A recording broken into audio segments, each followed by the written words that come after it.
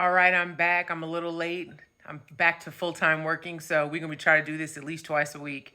Anyway, this is part two of season 13's Real Housewives of Beverly Hills reunion. Um, for me, it was a little boring. I'm just gonna go over the highlights. We definitely got into Dorit and her home marriage.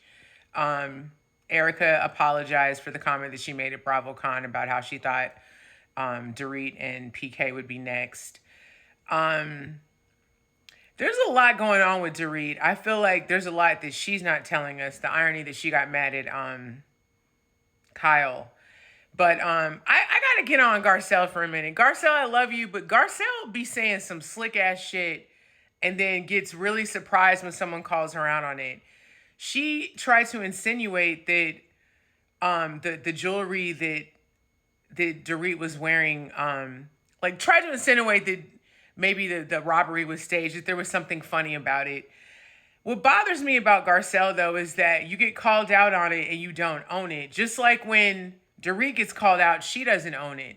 The irony that both of them kind of do the same thing to each other is interesting. And then her saying that she thought it was weird that the robber left the phone behind. I didn't find that weird. I actually believed her. You know, he might have been a robber with a heart of gold. What they knew they was doing was wrong. They probably didn't expect them to be home, her and her two kids, but whatever.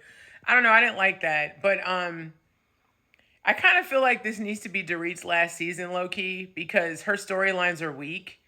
I felt like the meat and potatoes of the reunion was definitely Kyle and Sutton, for sure. Them all insinuating that Sutton has a drinking problem. I'm going to just say this, and I said this in my other reviews. Sutton seems like she's drinking a lot this season. I don't recall her drinking like this seasons prior. Not to the level that it was, the frequency, the whole roadie thing, and because I don't recall her doing that. Maybe she did do that. I don't remember that. But Kyle and Sutton getting into it was interesting. That was hilarious, though, when Kyle said to Sutton, like, your storyline was getting a dating coach and buying a horse. She wasn't lying. I like Sutton, but she wasn't lying.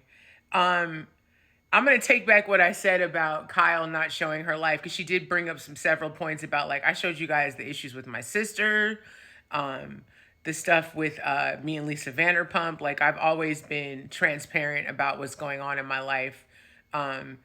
I do think that she's not telling us everything with her husband, with her and Maurice.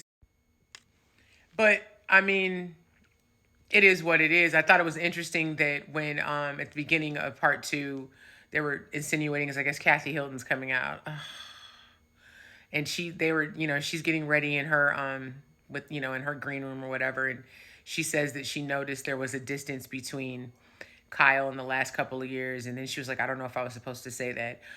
Girl, you said it. You said it. You knew what you was doing.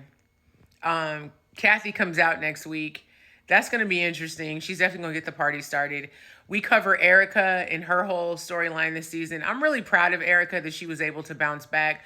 I love people that take accountability, even if they ain't shit. If you can own your shit and go, you know what, I was wrong, I did that. For me personally, it goes a long way. So, she definitely had a lot to say. Andy brought up her meeting with the victims, and she said she didn't understand, she couldn't explain why she did it, but she did. It was suggested by her lawyers. And it was interesting because she revealed that when she did sit down with them, she learned a couple things about where her money was going in the victims' trust accounts. That was interesting. And apparently she has a show on Bravo called Bet All on Blonde, which I'm going to watch. I saw that it was coming up next on Peacock, so I'm definitely going to take a look at that, because the whole Erica Girardi, Tom Girardi saga is rather interesting to watch. A whole lot of back and forth. There's a lot of venom between Sutton and Kyle. A lot. Kyle is on the outs with a few people because her and Dorit ain't exactly peachy keen either. And we know how her and Kathy are. They brought up Erica going out with Tom Girardi's former friend that she was spotted out with in Vegas. who turns out to be her personal lawyer. But I read in the blogs yesterday that she's over there banging her trainer, some cute, good-looking black man. So listen, if you was married to Tom Girardi, the Crypt Keeper, for that long, you deserve you some fresh young meat. So I ain't mad at you, especially a black man, because I loves me. Just loves me a black man. No disrespect to other men, but Asia loves her a black man. This ain't about me. Let me stop. I was a little bored with this reunion, but it was good. I think part 3 is going to be a lot better. We'll just have to wait and see till next week.